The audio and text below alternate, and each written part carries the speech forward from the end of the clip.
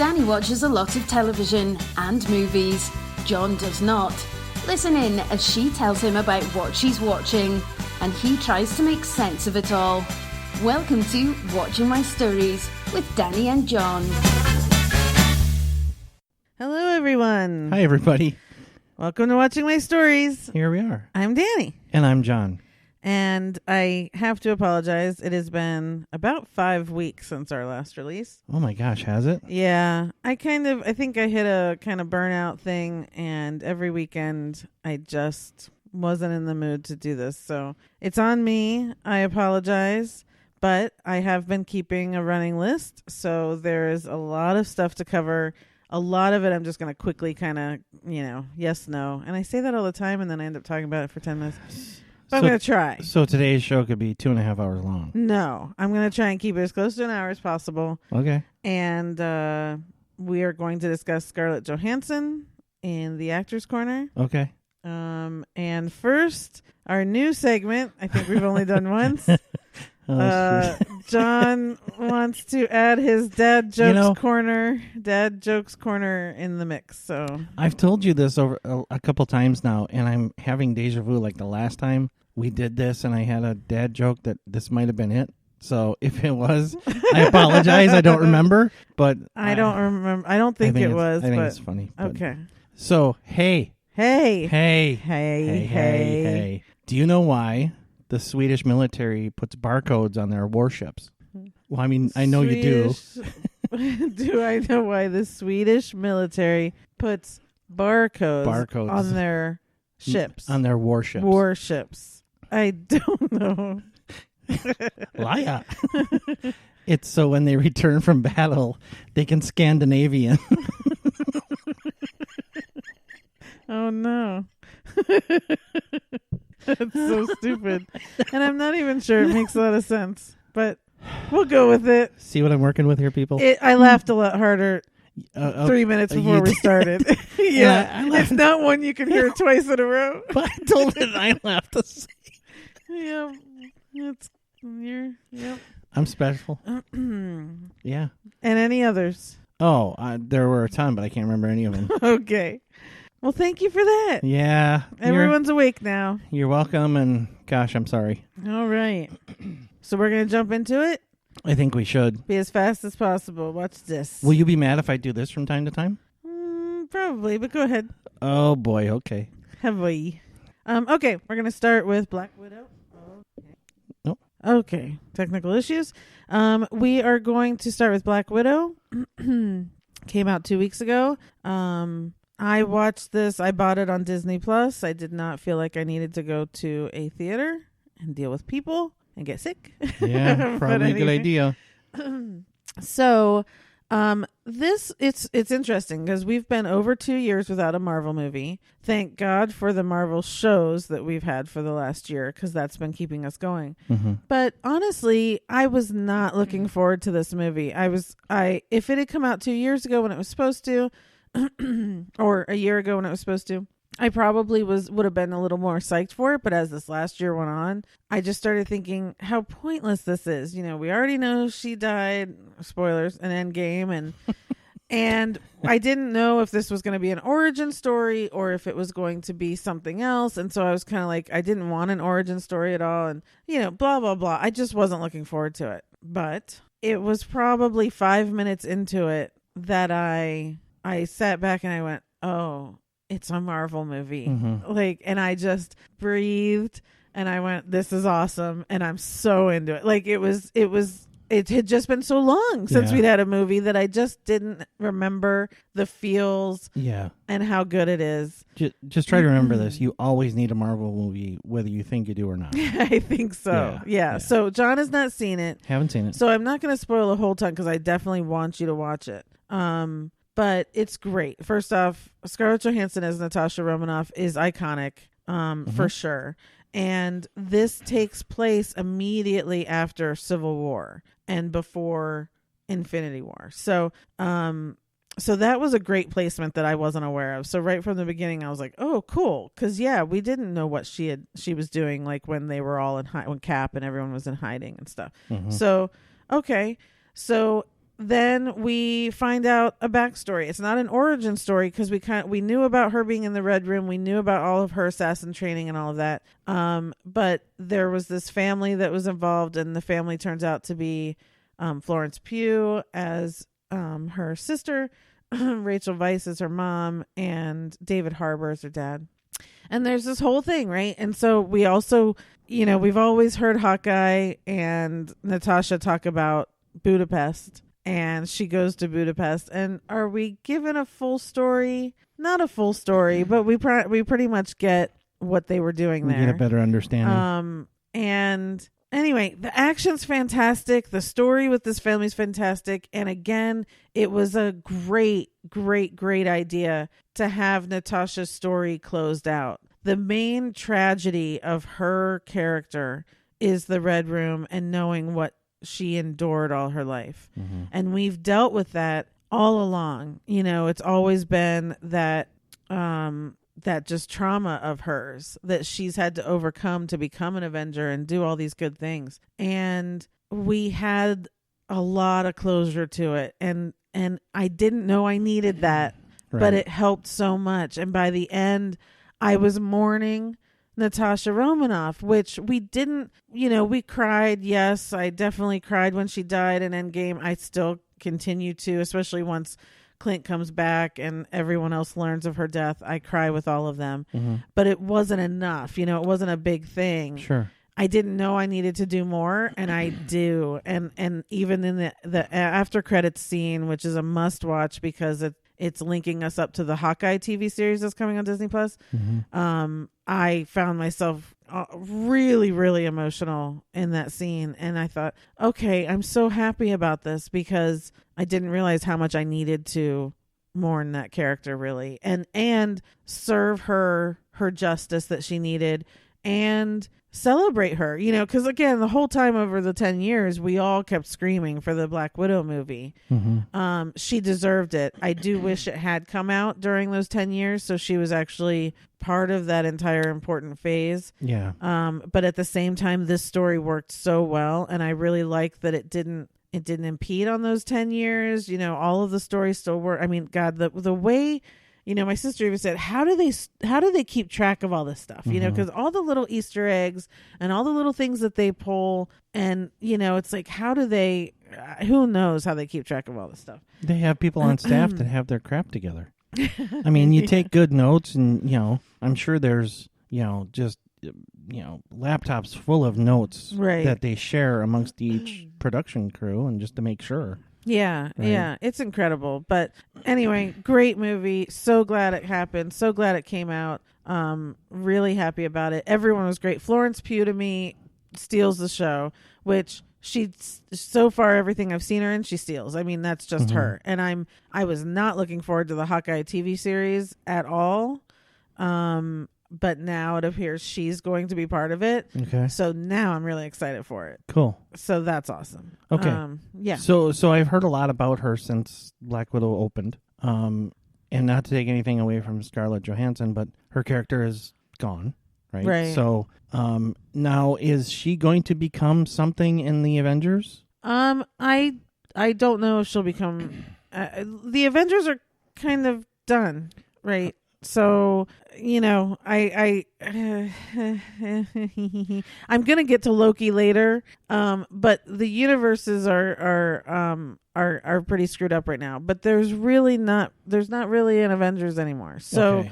Let me rephrase it then. Is it possible we'll see something more from her? Well, I just said she's going to be in the Hawkeye TV series. I understand, but is this a character introduction, do you think? Like somebody that they could do their own movie on eventually and develop her? They definitely could, for sure. There's a lot going on there. Okay. But I don't know that that's in the works right now. Because again, until we see kind of how all these things link, how the Hawkeye series links, we don't know. Yeah. I don't know that she even knows what she's signed on for. You know what I mean? Sure. So we'll see. But yeah, she's fantastic. She's the levity of it. David Harbour kind of is too, of the whole thing. So anyway, great movie. Okay. If you think you don't want to watch it because you just, whatever, to me, you have to watch every series and every movie in this universe in order to understand everything that's going on. Right. This one, obviously, it's a outlier of the first, 3 phases, but it's still an important story because of her story. And I think she's an important character because she was the only female Avenger. So, original. So, very important. And they're all great. Okay. So that's that. Cool. Tried to be quick, but could. Sorry. Next, Space Jam. You're on your own. So I was really looking forward to this. I don't know why. I never saw the original. And I'm not a sports ball fan. Sports ball. So, but do I like LeBron? I think I do. I liked him in Trainwreck. That's about all I can say. He was hysterical in Trainwreck. Well, he was really good. He was hysterical in Trainwreck. Yeah. So going into this, I was like, well, he was so good in that, right? Well, yeah, no. It turns out what LeBron's good at is a joke, a levity moment, being kind of loose and funny. This was not that movie. He had to be serious for this, and that didn't work for him. Okay. I have no way to compare it to Jordan in the original and how Jordan's acting skills were. So I guess that whole decision of who's better, I don't know. I don't know if Space Jam falls into the whole discussion. Well, but it will now. I never saw the original, but I heard the same sort of things about Jordan. Okay. Yeah. So, but again, I wasn't here for him. I was here for all of the Looney Tunes characters that I saw were going to be on this. And that did not let me down. In fact, it became a little bit like I really wasn't paying attention to the main set anymore because I was so busy looking in the background to see all the different characters that I could spot. And then it wasn't just Looney Tunes, it's all Warner Brothers. So this was all Warner Brothers just kind of blowing up their own stuff, and any Warner Brothers character, whether it's Pennywise or the Joker or the cartoons. I mean, they were all in it, bad and good, and people and cartoons and all of that. One little weird thing I had to get used to was at first he was like in this toon world where it was the actual animation, like old school animation like we're used to. And then when they started the basketball game, they turned them into like the 3D animation. And so seeing like Bugs Bunny with like actual fur and like 3D and Cogburn and Sam, like seeing all these cartoons in the 3D, very realistic form freaked me out at first. It was weird. Okay. Like the monster, the big red monster, like turning him into a real thing, and Tweety Bird and all. It was super weird, but I got used to it. So for me was fun. Like watching all of those characters for me was super fun. Seeing the Jetsons in the background and the Flintstones, that was all super fun. Because again, I grew up, in those Hanna-Barbera days, and actually growing up in Virginia, we went to King's Dominion. That was our amusement park, and it was a Hanna-Barbera park. Like the kids section was this whole Hanna-Barbera land. So I just loved all of that, Scooby-Doo and Flintstones and all that stuff. So it was like, that was all very cool. Don Cheadle's in this. He's like the main thing. He's the villain. He's awesome in this. But again, when there's no one else to really act around, but he kept me really interested in it. You know what I mean? Yeah. But anyway, it's nothing big. It's nothing great. You either are going to watch it because you love LeBron. Maybe you're like me and you're interested in seeing all the Looney Tunes stuff. It was a sweet story. I don't know what the first one was about. This one was very much about a father and son relationship. It was a sweet story. The effects were really cool. Like all of the graphics were really cool. All that sort of stuff. It was fine. Okay. Like whatever. You're gonna make your own choice if you're gonna watch it or not. There's no reason for me to tell you not to. And especially for kids, if they aren't used to who these cartoons are, maybe it's a way to introduce them to that and then make them watch the good stuff instead of what's on today.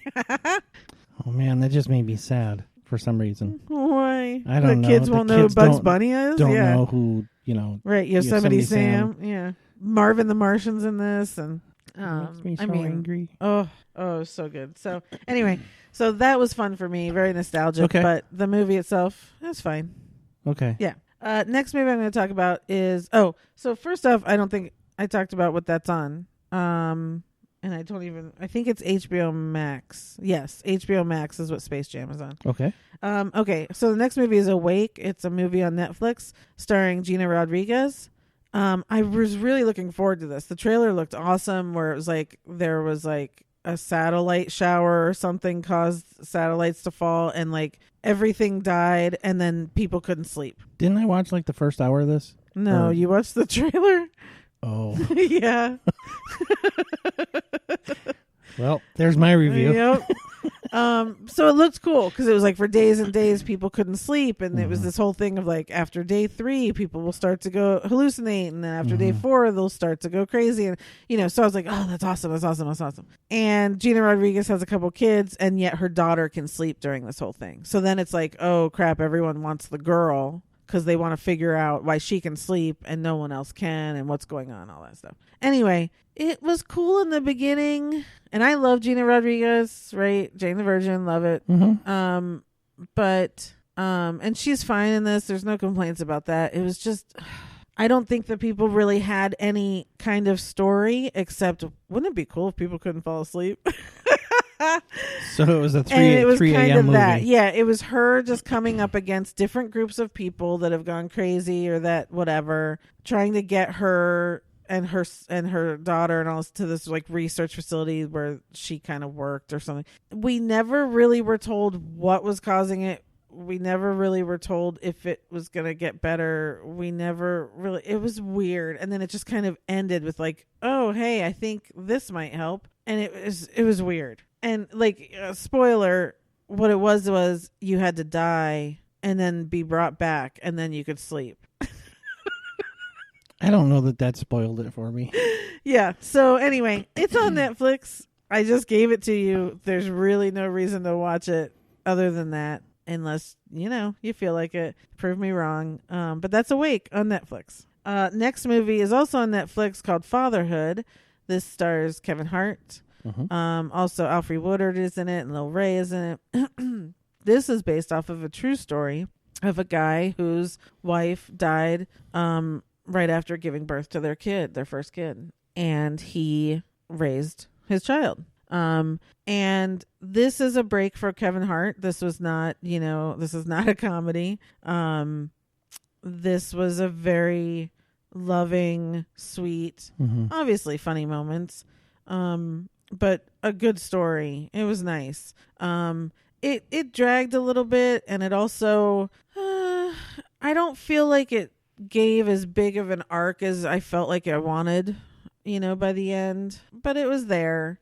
But it was sweet because it's, he was basically kind of a typical kind of dude that just left everything up to the wife all the time, and she gave birth, and it was like the next day that she actually died in the hospital, and he had this baby, and he had a mother-in-law, Alfre Woodard, who was just constantly like, you can't do this. You need to move back to where we are to have help and all this sort of stuff. And he was just bound and determined to do it on his own and work his job and, do everything that a single parent does.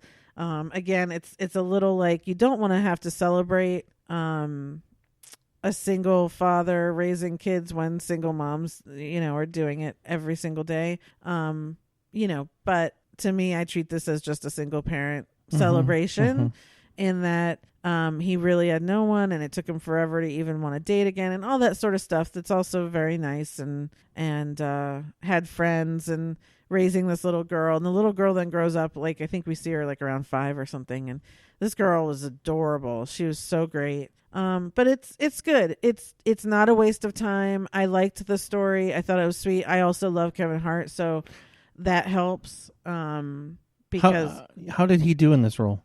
Oh, he was great. Yeah. I mean, like again, if you've seen, what's the one with Bryan Cranston, that other one, that's also a good role for him. He's really good. I just really like him. So that's on me. But I enjoyed it. It's not overly sappy for sure. Right. You get the feels, but it's not one of those just reaching for a cry. But it's entertaining. It's good enough. I definitely like a Sunday afternoon type watching. Yeah, no problem. So cool.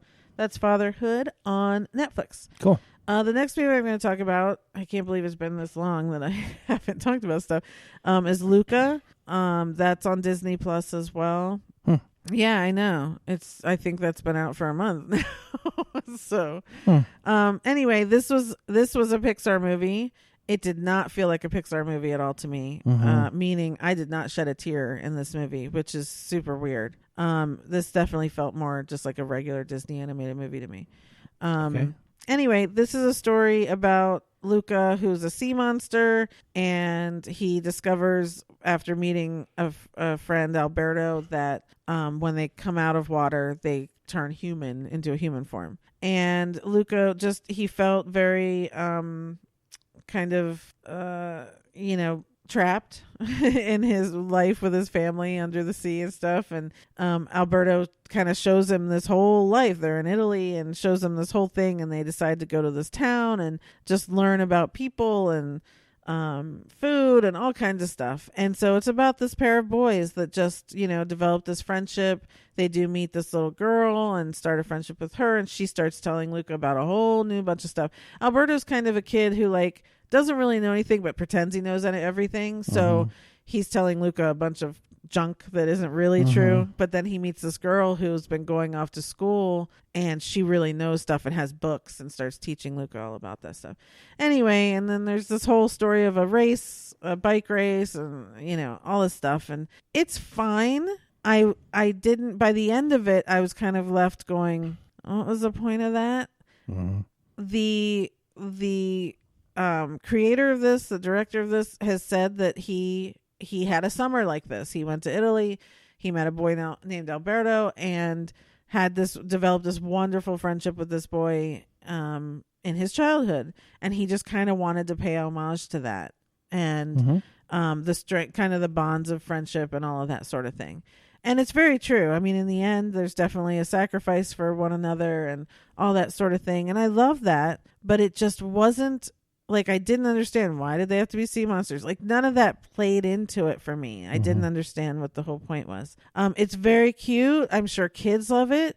But for me, I always feel like Pixar movies are much more adult movies than they are for kids. So for me, this one missed. It's not anything I would watch again. Yeah.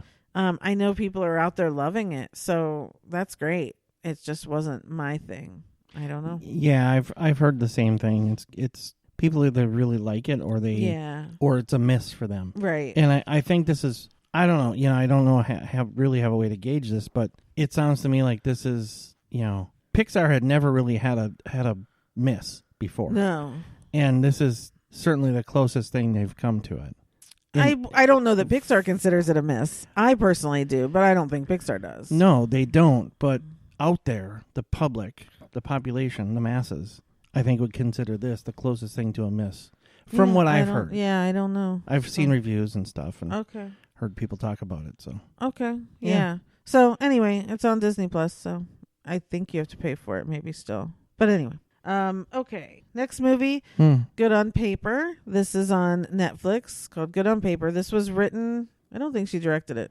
I should look because I want to give her props. It was written by Eliza Schlesinger, the comedian, who I love. I love her comedy, so I was like, oh, cool. She did her own movie. Sorry, I'm still looking. And is it a comedy or is it a drama? It's a comedy. She wrote it. She did not direct it. Kimmy Gatewood directed it. That was another thing. Black Widow, female director, fantastic. She did. I mean, the action in this movie is insane, and female director kicked butt on this. Anyway, so back to Good on Paper. So Eliza Schlesinger wrote this, and in the beginning, she says it's mostly a true story of something that happened to her. So it stars her, Ryan Hansen, and Margaret Cho is her best friend in this, and she's fantastic. And I've always loved Margaret Cho though.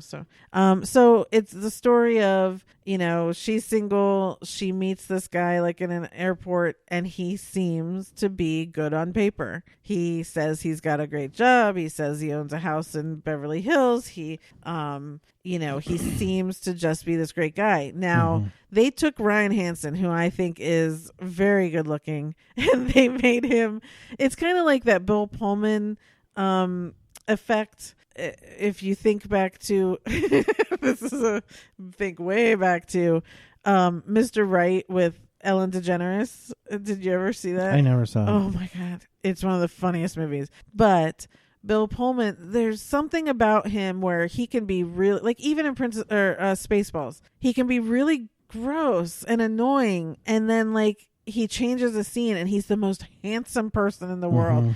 And that happens for him in Spaceballs, even in and then in Mr. Right, he's this gorgeous guy because she falls for him, and then we find out he's crazy, and all of a sudden he's so ugly and so gross and so annoying. I don't know how he did it, but anyway. So this with Ryan Hansen, they kind of they put these fake teeth on him. They combed his hair differently, and all of a sudden he looks not good, and it's super weird. And one funny thing is Ryan's really cut too, and they had him get in a jacuzzi, and it was obviously someone else's body that they used. It was just very kind of just a dad bod, but not him, obviously in real life.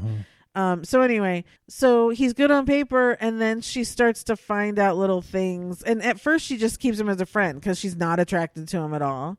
And so they just develop this great friendship, and they're hanging out all the time. And then she's kind of oh, well, maybe, right? Like a lot of us do. After you hang out for a while, you go, oh, maybe I do like this guy. And so she ends up falling for him, and then starts to find out a lot of weird stuff about him and a lot of crazy crap. And that's where it kind of went off the rails, because there was still no real resolution. I felt it was it got funny and he got weird, but then there was no but here's what was really going on with him, because it was much more from her perspective, and I don't think she ever found out. But for a movie, tell me what the hell was going on with this dude. Usually there's some kind of redemption, right, or closure, right. So it did fall off for me. It also felt a little long, because it felt I definitely kind of got up and started doing stuff, trying to keep an eye on it. So when I gauge stuff like that, if I know that if I'm not glued, then obviously it's dragging a little bit. But again, a Netflix movie on a Sunday afternoon, no big deal. Sure. She's good. She's funny. If you don't know her, definitely on Netflix, check out any of her specials, her comedy specials. Iliza Shlesinger. She's so funny. She's really do. Good. I love her stuff. And so anyway, so that's good on paper on Netflix. Next movie is another Netflix movie called The Ice Road with Liam Neeson. This was so stupid, but Does he have a particular set of skills in this? He does. He can drive on ice. He can drive a truck on ice. And in the beginning, I think he was trying a Southern accent. Oh, no. But then it just went back to his regular Scottish accent. But I think he was trying in the beginning. I couldn't really tell. I didn't know what was going on. Now I want to start it just to see that. So this was one I knew it was going to be ridiculous, but I was like, I gotta see this. Again, I've never watched Ice Road Truckers, but it fascinates me for sure. And so then I was like, oh, they're putting Liam Neeson and Lawrence Fishburne on trucks on ice. Come on. Well, it is a real thing. Yes, it is a real thing. There are truckers that have to drive the ice road in Alaska. And I do think they did Elastica. I don't know, but I do think they did a good job of really talking about the technical stuff of it. Again, I don't know, so if I'm wrong, correct me. If it's ridiculous, please correct me. But they did teach a lot of kind of the dangers and what happens and all that sort of thing. So I don't know. But the point is a mine has an explosion, and there are these things that have to get to the mine in order to save the miners' lives that are trapped. And they take 3 trucks, and he's one of the drivers, and it's off season, so no one should be driving during this time. So there we go. And people start dying, and he and this other driver, It was this girl who was really good, and I actually wrote down her name because she was really awesome. Amber Mid Thunder. She was really good. She was another driver. I liked her. And it's they're trying to get there, but the whole time they're also being foiled by this like corporation that wants to kill the miners off, I guess, or something. And so there's also this villain who never seems to die, always seems to pop up exactly where they're going to be. Like, it got really ridiculous. But I watched the whole thing. It was one of those, it's you have to go into it knowing there's no rhyme or reason and there's no real even good acting or anything. It's just silliness and fun and a new location for one of these movies. You don't go into Fast and Furious expecting, the best stuff. You go in looking for some action, and there's action in this and suspense. Yeah. And sometimes I was laughing at it, and sometimes I was like, "Oh, that was cool," Yeah. So I think when you started out saying it's Liam Neeson, with a Southern accent, I think that sets the table and expectations for the movie. Yeah, it was very strange that he's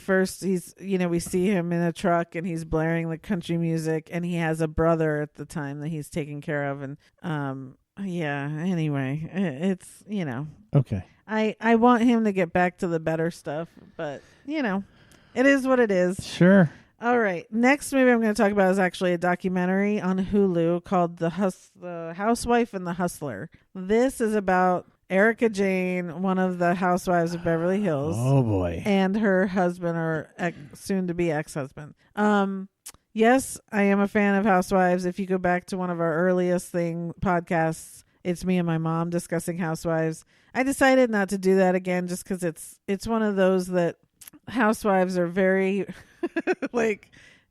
so I do watch them. I watch them for laughs. That's it. I don't watch them for anything else. You watch them, but we won't usually talk about it. Because they're all horrible, right? They're all horrible human beings, and I know that. So I don't want to give them anything more than my laughter and my time. They're definitely polarizing. Right. There are some people who absolutely love them. Right. And that's that's weird. Stain on society, but most people. There are some that I love, and Erica Jane was one of my favorites until I saw this documentary. Okay. So we all heard last year that her and her husband Tom Girardi were getting a divorce. Then we started to hear that Tom Girardi his law firm was being sued. We're hearing a bunch of rumors, blah blah blah. This season starts. Erica kind of starts getting into the fact that she left her husband, all this stuff. This documentary comes out on Hulu called The Housewife and the Hustler, and it's only an hour long, and it's a New York. I think it's a New York Times documentary. I could be wrong on that.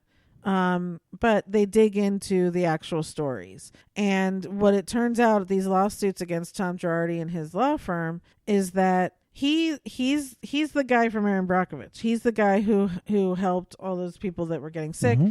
And he has continued to do that over his career. There's a plane crash over in India. He helped all the victims sue the airlines. He works for victims that have been victimized by corporations, all that sort of thing. It turns out, as these victims would win their cases, the money was not getting to these victims. And in this documentary, there are victims from a few different lawsuits. One is a guy that his house exploded from the gas company, PG&E here in California. And they sued, and he has multiple surgeries, all that sort of stuff. He's supposed to get a lot of money. He's never received it. So it's a bunch of different scenarios, but these victims are not receiving the money from Girardi's firm. And it's supposed to obviously go into an escrow fund and go straight, he can take his fees, but then it's supposed to go straight to the victims. Right. And it even more elaborately than that, it appears that he had this other person, he would say to the victims, talk to this guy, he's going to get you your money. And this guy would then try and say to them, well, we're not going to give you the lump sum. How about we give you a monthly payment or an annual payment or something like that? Mm-hmm. So almost a little Ponzi scheme going on with all of this, with victims not even really understanding what's happening. Sure. So now the documentary, does it talk about Erica Jane? It does. Does she know anything? We don't know. She's being deposed in all of these cases. They're trying to say, the prosecution seems to want to believe that she was fully aware of this, wants to believe that the divorce was a way to maybe protect some assets, wants to believe that, now Girardi, he just actually yesterday or the day before, Tom Girardi's brother actually put him in a conservatorship. So now Tom Girardi's brother is in charge of everything. Now, Erica divorced him last year, or separated, filed the papers. There's nothing that's been finalized. And she claims that she doesn't speak to him. She has no clue what's going on. It is interesting on this season, though. In 5 or 6 episodes, she's gone from, he treated me horribly, he's horrible, he's this, he's that, so I left him, to now she's starting to hint at something's wrong with him mentally. He's breaking down mentally. And I'm like,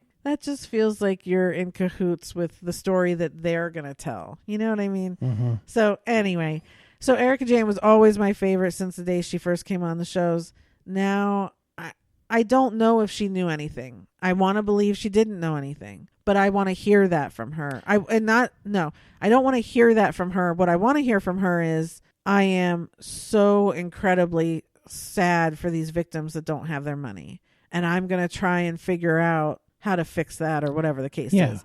Instead, all we're seeing on this season is how she thinks Tom's going to screw her and she's not going to get any money from him. Well, yeah, you got to get in line. There's these other people who deserve money more than you at this point. You got what you got out of your 20-year marriage. She has a lot of years ahead of her of making money. These people need their money. They were harmed and they need them. So anyway, it's a very polarizing thing. What do you think? And I now, it's not that I don't like her anymore. I want to hear that she has sympathy for these victims that have been wronged. Mm-hmm. And I haven't heard that yet. So that's important for me. Sure. So that's on Hulu. It's only an hour. If you have any interest in these people, it is a very interesting documentary. And the story is not over, and it won't be for a long time. So okay. We'll see. Okay. All right. We're going to move on to television quickly. Hot dog. First show I'm going to talk about is Cruel Summer. This was on, I don't even remember what channel it was on. I think CW. Was it? Or it might have been ABC Family. Is that even a station anymore? Yeah, it's Freeform now. Freeform. That's what I meant. Mm-hmm. ABC Family. Oh, my gosh. Oh. I'm losing my mind. Get in line. This was the first season of the show Cruel Summer. It was interesting. It was all set in the 90s, which was very interesting. And the point of the show was there was a girl who had been abducted. And here's where the storytelling was very interesting. Every episode was one day, and they would show the day in 93, 94, and 95, and how the lives changed over those 3 years amongst that one day in each episode. I know that sounds confusing, but it was really, really cool, because the point is the show focuses on these two girls mainly. One starts out as like kind of a geek. Then the second year, she's very popular and has a boyfriend and all that. And then by the third year, she's been accused of this horrible thing and her life is over. The other girl, and I'm sorry I don't remember their names from the show. She's in the first year, she's very, very popular. The second year is when she's gone missing. She had been kidnapped supposedly, or she had just gone missing. And in the third year, her life is ruined because she was released, but she had gone through something and she had accused the other girl of this horrible crime. The crime she accused her of was that when it turned out this assistant principal is where she had been held captive. Mm-hmm. She claims that the other girl came while she was held captive and saw her there and never reported her, and that was months before she was ever rescued. And so that ruins this girl's life. The kidnapped girl's life is ruined just because she went through some crap. And so it's very interesting, because then the whole season we're like, did she see her and not report her? Mm-hmm. Because that second year I said she got really popular. She took over that blonde girl's friends. Her boyfriend was the blonde girl's boyfriend first. Like, she basically kind of stepped into that girl's life. So you think, did she see her there and not say anything because she was loving her life? That sort of thing. Mm-hmm. So it was very interesting. We do find out at the end exactly what happened, so we aren't kept in the dark. It has been renewed for a second season. It's one of those where I don't know how they continue this into a second season, because again, you told us the deal. Yeah, there's still, they opened another door, but it's like, is that really compelling enough to keep this going for another season? Mm-hmm. I always think that. I'll give it a shot. We'll see. But it was interesting. It was very interesting storytelling, a different way to tell something. I love stuff set in the 90s. Those were the years I was in high school. So, that was kind of fun, but it was interesting. So, yeah, I liked it. So I would go, it was on Freeform, so I'm sure you can go on their app. It's probably on Hulu as well, called Cruel Summer. I think it's interesting. I would check it out. Okay. Next show I'm going to talk about is Loki. This is the first season. You have not watched this yet. Yep. Yeah. Careful. I don't want to ruin it for you because this is kind of the keystone of the next phase of the entire MCU. So, we have WandaVision, which was freaking fantastic. And we know that now because they got a ton of Emmy nominations. That's going to play out in Doctor Strange, which comes out in January. Captain America and the Winter Soldier, that's going to have a second season. Not entirely sure how that's going to play out in the MCU entirely. So we'll see. And now we have Loki that really sets up the whole thing. And the way we know this is one, Doctor Strange is called like Doctor Strange in the multiverse. So we know we're getting into this whole multiverse issue. And we also know that Spider-Man, that's supposed to come out in December, we know all three Spider-Mans are in it. Tobey Maguire, Andrew Garfield, and the good one.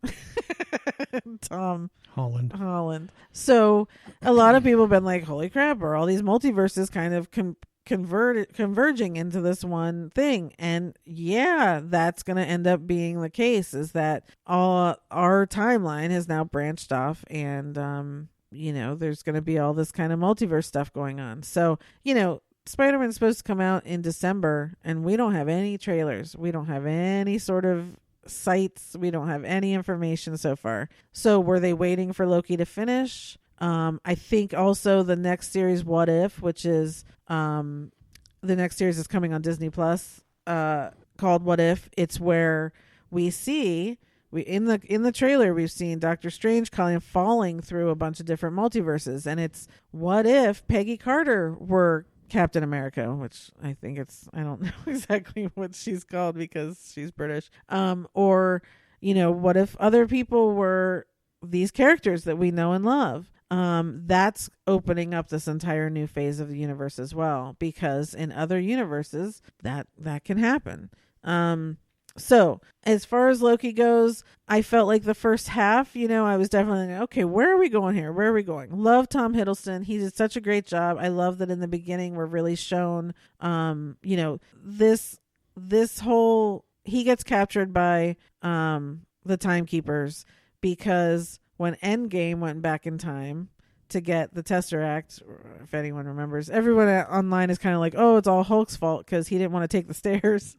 But when he gets out of the stairs and he's all angry and he hits, Tony Stark, and the briefcase goes flying and it lands by Loki, and Loki takes the Tesseract, that's not supposed to happen.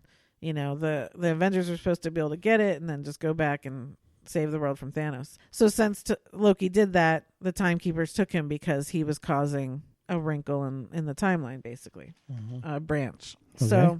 So that's what starts this whole series. Owen Wilson is in this. He's great. Gugu Mbatha Raw is great in this. Love her and everything. She, I believe, is going to continue to have a place in the universe because we don't know where she went off to at the end. There were two actors from Lovecraft Country, which, if anyone remembers, that was my favorite series of last year. They got 18 Emmy nominations, people. Lots of acting nominations. They got Best Drama. So if you can go back, it's on HBO Max or HBO. Lovecraft Country, best series of 2020. I'm so excited that they got so many nominations because they were quote unquote canceled. It just came out that we're not getting a second season. And I'm okay with that because it was such a perfect first season. Right. But two of those actors are in Loki, which I loved. And the first one, I don't want to screw up her name because It's Nigerian, and I just don't know exactly how it's pronounced, so forgive me, but I think it's Wunmi Musaku. She's awesome. She's awesome in Lovecraft Country, and she's so good in this. And it was like a smaller part, but by the end it wasn't, Mm-hmm. And then the big reveal, the whole point of this show and everything, Jonathan Majors, who I fell in love with in Lovecraft. Like, I didn't know, I hadn't seen him in anything. I know he has done other things, but I had just never paid attention to him before, I guess.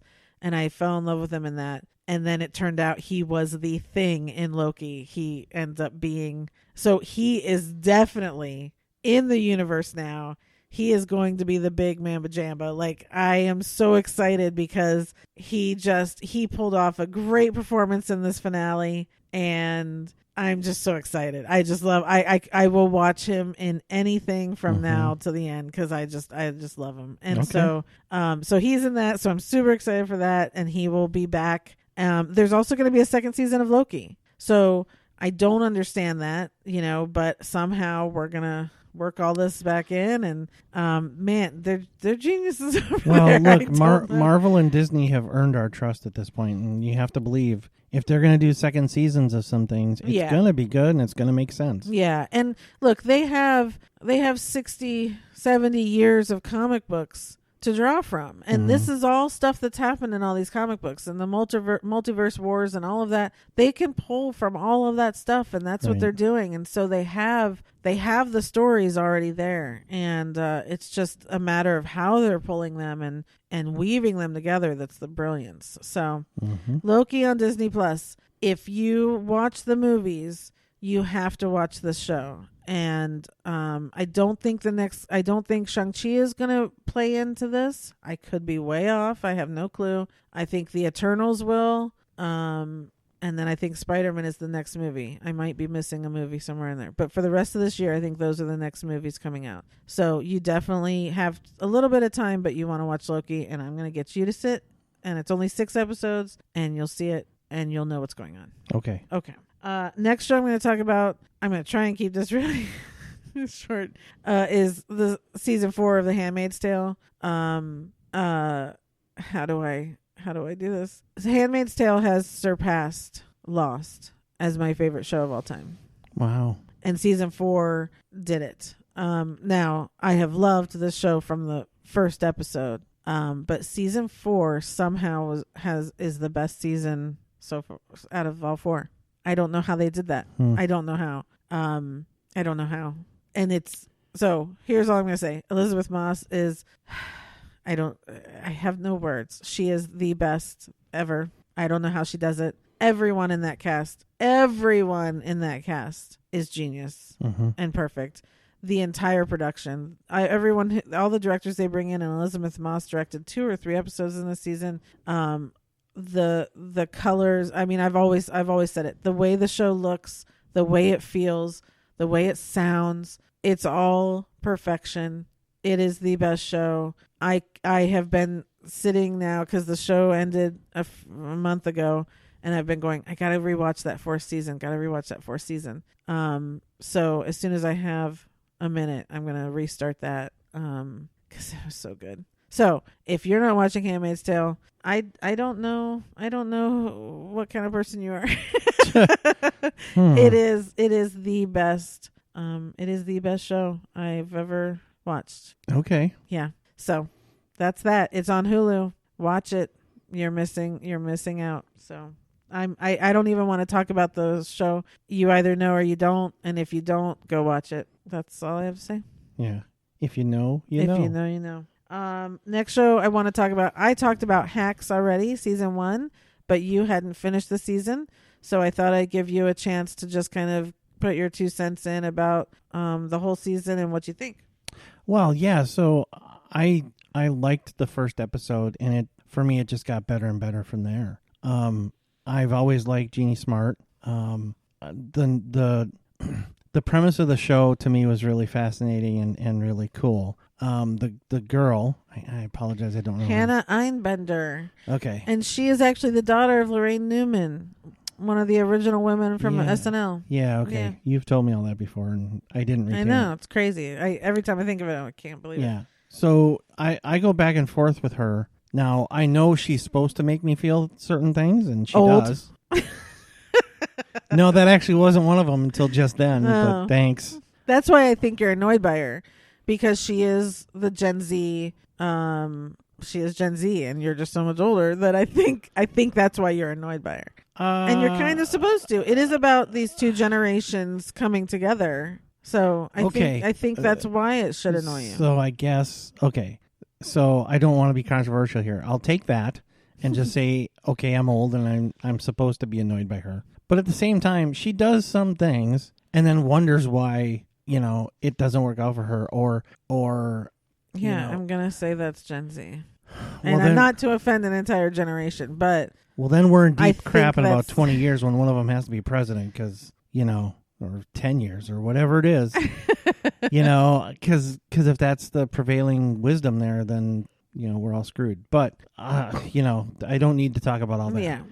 Did you like it or not? I loved it. I loved it. You did. I really did. It was mostly for Jean Smart. But you're pulling for those two. You pull for them, at least for me. I pull for them as a duo. I want them to like each other. I want them to find their equal ground, and they find that in comedy, which I also love. What a great purpose. I don't remember her name. Lorraine Newman's daughter. She's not doing anything nefariously. She's doing things because she doesn't know better, right? That's the feeling I get. So you want to pull for her to get her stuff straight, right?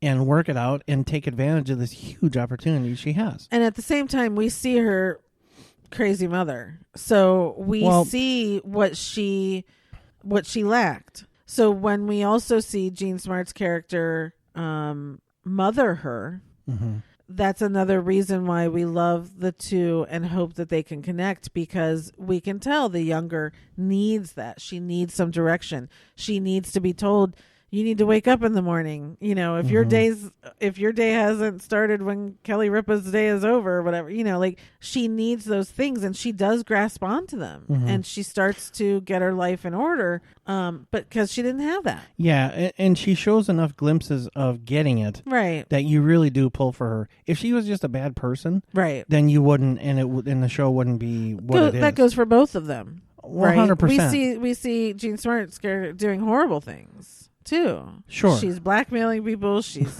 hitting people, she's not nice either. So it's a little of both of them, but we also do see that she cares for people around her. Well, so it's just a matter of one having to get into the circle of the other, and then she'll be cared for as well. I guess maybe it's because I'm so old that I give Jean Smart a little more slack, right? Now, she's an older woman who came up in show business and had to fend for herself. Of course. In a lot of situations. Yeah. So that's kind of how she ended up. But it does show that difference in generations of how her generation and that older generation, all the way down to mine, we took it, or we made a joke out of it, or we went along. Whereas this younger generation, she says to her, what is wrong with you? That's degrading. Why are you making that joke?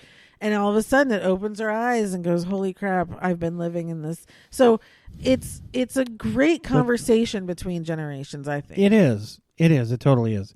And it works. It just really works. They're both so good. And, the fact that it's based in Vegas doesn't bother me either. I mean, I love Vegas. So I just really loved it. Yeah. And the comedy. I mean, it is funny. Oh, it's very well written. Yeah. And very well acted. For sure. So, yep. Love it. Looking forward to the second season. For sure. I wish the first season hadn't ended the way it did. Because now I'm nervous again. It's that whole back and forth. It's like, yeah. But, I guess you had to have that to have a second season. Right. Yeah. So Hacks, it's on HBO Max.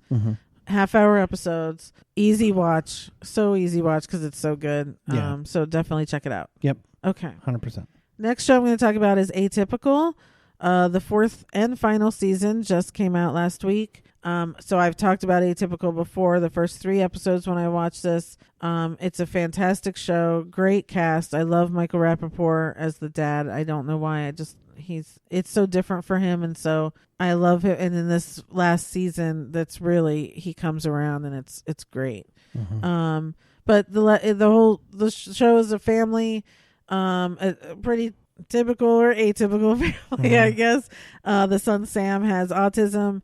The show opens when he's 18, and we finished, and I guess it's been about 4 years, really. Yeah. And you kind of see him go through graduating high school, going to college, deciding what he wants to do with his life. Whereas, really in the beginning, the parents and Sam had kind of been told he wouldn't do anything. And it's about that opening up and recognizing that you can. And, sure. And getting through it. At the same time, there's a younger sister who she's got all kinds of issues on her end. She's just trying to get through school, dating, realizing she's bisexual, dating again, just a lot of stuff with her too, and kind of having that thing of being the secondary kid to a kid with special needs. Here's what I love about the show. It's never, and again, we came in when Sam turns 18, so there were 18 years of struggles and the family learning what Sam needs. So when he has a meltdown and he needs to go and be in his sleeping bag in a cocoon, we didn't see all the times that they didn't understand what he needed. They didn't understand, what was going on. And so we've come into this in a family that's gone through that. So when it happens, they just all know, okay, we do this. But what I love is the brother and sister connection is the best, because she's the only one who can really do anything to him.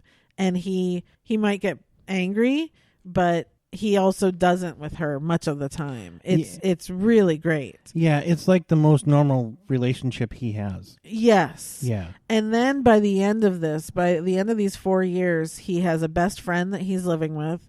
Again, that relationship I love so much, because the friend just never seems to care how quirky Sam can be, and all of his little rules and all of his stuff.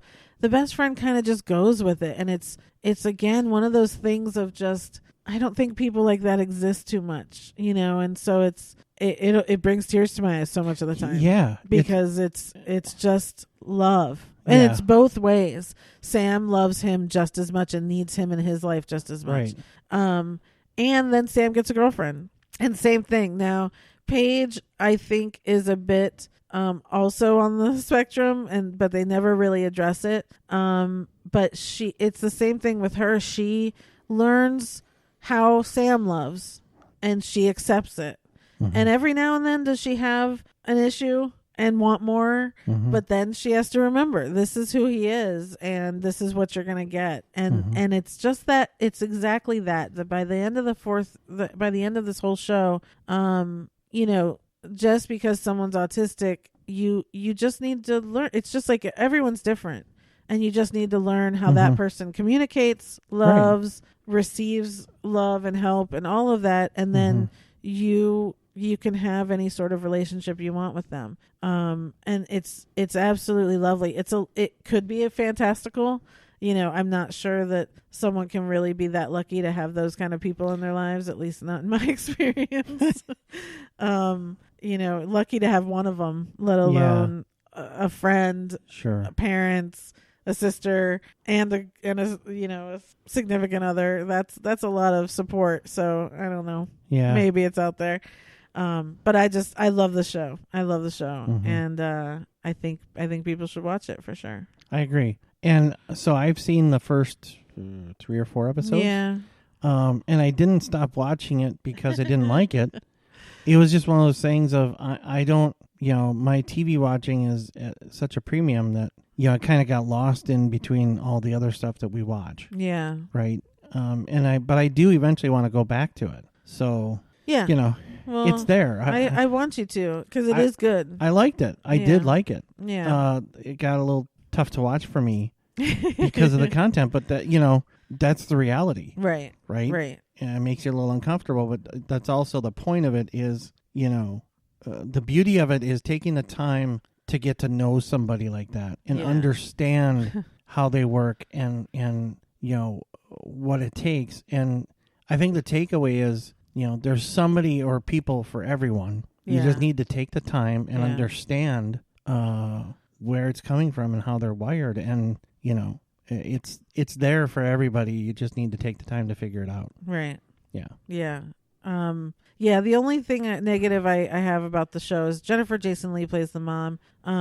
And I never understood the mom character. Yeah. She's very clingy, and I understand she had spent her whole life figuring out and taking care of Sam, but it also just felt like there was a lot of other stuff going on with her that I never really understood. Like, even she had mother issues, and in this last season, it was like she tried to address it, but still there was we weren't really told what really the deal was there. So there was still a little weirdness with the mom. But again, maybe that's just me. I don't know. So yeah, Atypical on Netflix. There's 4 seasons. Again, half-hour episodes. Definitely check it out. Yes.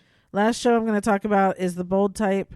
The 5th and final season just aired. The show is over. I loved this show from the start. It's about 3 women who work at a magazine, basically like Vogue. And one is in fashion, one is a writer, and the other is in like social media.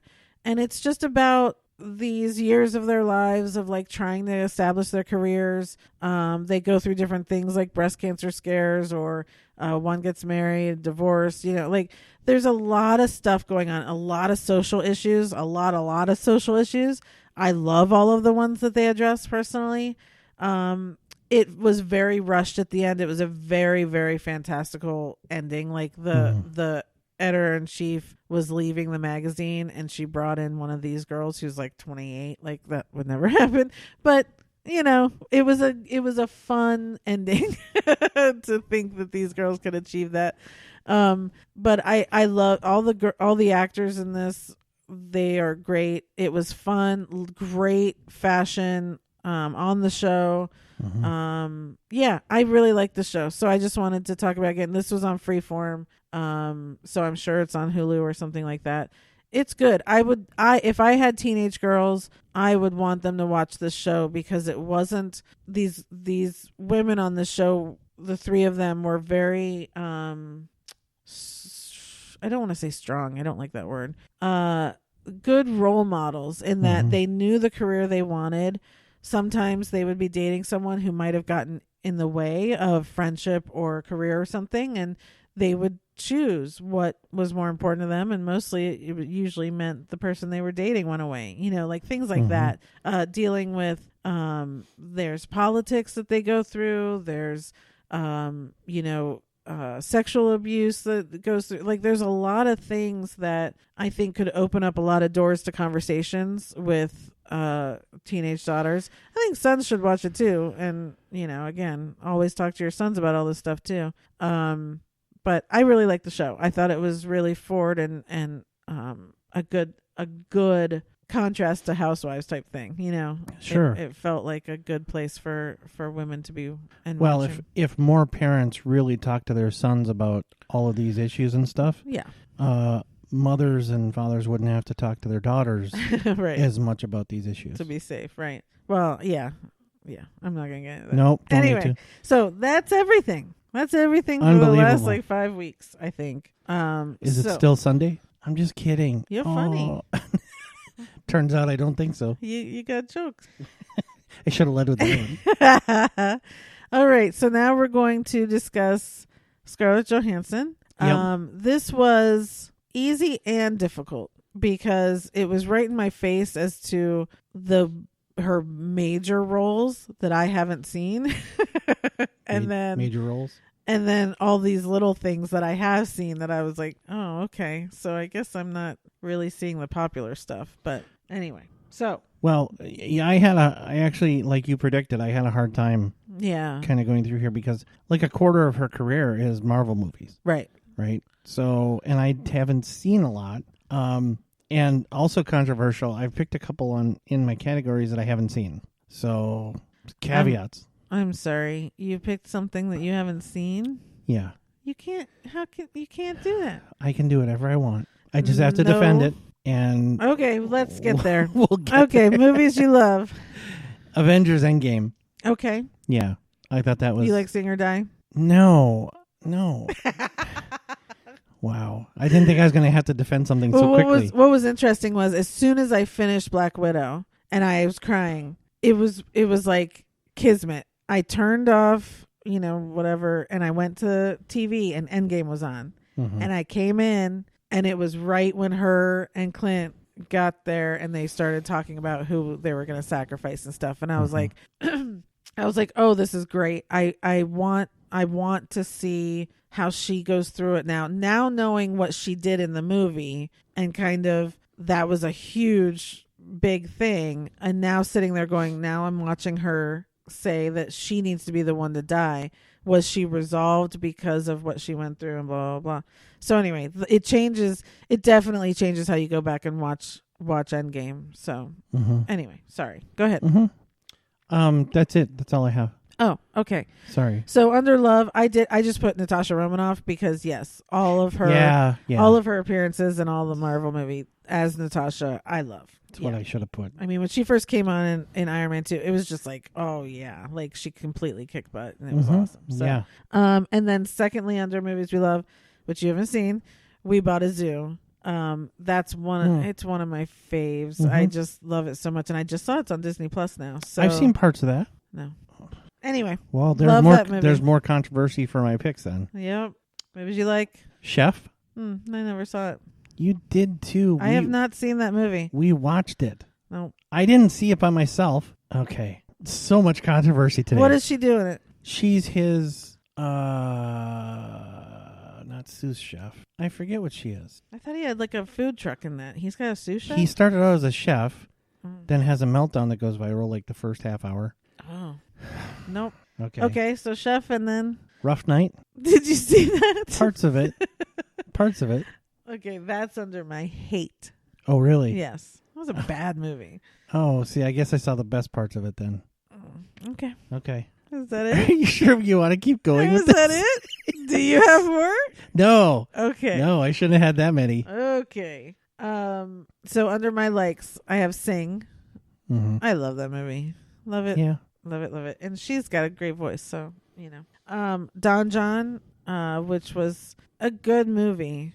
I liked that movie a lot. It's not one that I watch often. I've probably only watched it like 3 times total because it's heavy, but I liked her in that, and it was a good movie. And then my last one here is The Other Berlin Girl, which not a great movie, but she played Catherine Howard, which is an ancestor of mine. And so I love everything that has to do with Anne Boleyn and Catherine Howard and Henry VIII and all that stuff. So I'm Henry VIII. I am. Okay, movies you hate that you were just typing away. No, that's not what I was typing. Rough Night. Marriage Story. You didn't see it. I know, but I don't want to see it because I know I'm not going to like it. You would love it. It is so good. No. This is the difference between us. Oh, I'm not leaving this hill. You have to watch it, and then you will recognize how good it is. There's nothing wrong with watching couples fall apart and argue. Hello, Revolutionary Road. Yeah, I didn't like that one either. One of the best movies ever made. Look, I don't watch movies necessarily to see great art or performances at the height of their height. I watch it to be entertained. I don't want to watch people fight and argue. Why not? Because I live that. I'm kidding. Oh, I'm kidding.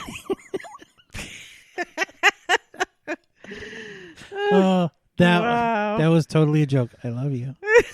I really do. You know that. I know. No, I don't. You know how I feel about tension. Mm-hmm. How's this feel? Getting worse and worse every time I talk. Oh boy. Anything else you hate? Rough Night? You should. Yeah, that's all I have under my hate is Rough Night. It wanted to be good and it was not. Yeah. Okay. Secretly Love. No, I have no more for anything. I'm done. I want to see. What do you got? We Bought a Zoo. You haven't I seen have. it. We have talked about this. Let's go back. We'll go back to the Matt Damon one. We'll go back to whatever. And we have talked about it, and we have constantly said it's something we need you to watch. I need to watch the whole thing. I've seen parts of it. What parts have you seen? The parts of Scarlett Johansson. Anything else? No. Oh, no. Nope. All right. Secretly Loved for Me, a marriage story. Yeah, I know. It's very, very good. Any of you who haven't seen it on Netflix, go watch it. It's so good. And my second is The Prestige, one of Christopher Nolan's. It could be my favorite of Christopher Nolan out of all of them. Really? Yeah, The Prestige to me is one of those that I absolutely love that movie. Love the story. And yeah, so. Okay. Embarrassed you haven't seen? Don John. Really? Yeah, because it's got a lot of people in there I like. Yeah. Yeah. So, and I haven't seen it for any reason. I haven't not seen it. Sure. For a reason. It's just, I haven't, it's like the million other movies. Yeah. Good movies I haven't seen. I just haven't gotten to it. I'm not sure if you'd like it. It's a little intense sometimes. Okay. Anything else? No. So I put on here Lost in Translation because obviously that's her big one, her and Bill Murray, and I have not seen it, and I am embarrassed that I haven't seen it. I almost put The Horse Whisperer on here because I haven't seen that either, but I'm actually not embarrassed I haven't seen that. I don't really have an intention to watch that one, but I would like to see Lost in Translation at some point for sure. Well, it's widely regarded as a really good movie. Oh yeah. So yeah, I don't know why I haven't. I just haven't. I don't know how it passed me. Totally understand that. I do. And do you have any that you're adding to your watch list? Yes. We bought a zoo. What else? Black Widow. Oh, yeah. I think we should probably, I've been saying this, I think we should go back and watch all the Marvel movies because there are so many that you missed that I think, we should go through and watch all those and then watch the TV shows again. And then, to be perfectly honest, the only one that I really remember really well is the very first Iron Man. Seriously? Yeah. Well, yeah, what else have you seen? Guardians. Well, no, I've seen a lot of them. I saw Iron Man 2. I saw Iron Man 3, I think. I've seen the Spider-Mans. Yeah. And those are good. Don't get me wrong. But not the first two Thors. No. Not the first two Captain Americas. I do remember Ragnarok. Oh, yeah. That's the fairly third well. one. Yeah. I watched because I watch it every weekend. Yeah. Well, yeah. Thank goodness for TBS and TNT and all those because they're just on all the time. And you haven't seen the first Ant-Man. Have you seen Ant-Man and the Wasp? Don't hate me, but parts of it. Because how it goes. Because you come in and I'm watching. You're watching it. I'll come in for 10 or 15 minutes, get sucked in. Yeah. Then it goes to commercial. And I'm like, I'm out. Yeah. So you do that 3 or 4 times, and I've seen half the movie. So I do have some honorable mentions for ScarJo. Yeah. Ghost World, her and Thora Birch. That was a good movie. They were young. That was a good one. Love Song for Bobby Long. I love that movie so much. John Travolta. Yeah, that was a good one. I have 2 Woody Allen movies on here because I did love those movies. Match Point and Scoop Scoop especially. I thought mine were controversial. Yeah. Holy smokes. I will not watch them again. I will not watch a Woody Allen movie ever again. But they are on here, and she was good in them, and so... Well, look, it's not her fault, right? Well, it kind of is. At that point, we still knew she shouldn't have worked with them, so... but we're not going to go there. Okay. The Island, I thought that was a really good movie at the time. I have not seen it since, but I remember thinking that was interesting. Is that where her and somebody had to escape from... The island? The island, I guess? Yeah. Yeah, okay. Yeah, I thought that was interesting. Nanny Diaries, I liked... Oh, the third Woody Allen, I forgot. Vicky Cristina Barcelona. Yeah, that's a third one. Whenever I see that title, I just have Hank Azaria's voice in my head. As Agador Spartacus? Yes, exactly. Say it like him. Do it. Do it. I can't do it. Do it. I don't know how he would say it. Oh my gosh. Vicky Cristina Barcelona. Anyway, okay. I'm done. What's his name? Agador Spartacus. Spartacus. Oh, such a good thing. Oh, the Birdcage people. Yeah. If you haven't seen the Birdcage, then we can't have a conversation. Oh, so classic. Okay, that's it. Not horrible. Not horrible in time. A little over an hour. So. Oh, that's not bad. Yeah. There's a lot. I'm watching a lot of things right now that hopefully will be done in the next couple of weeks. So we will be back in a couple of weeks, right? Where are we? We're in July. Yeah, we'll be back in a couple of weeks. And yeah, that's it. Until then, I'll be watching my stories. Thanks, everyone. Thanks. Have a good one. Bye.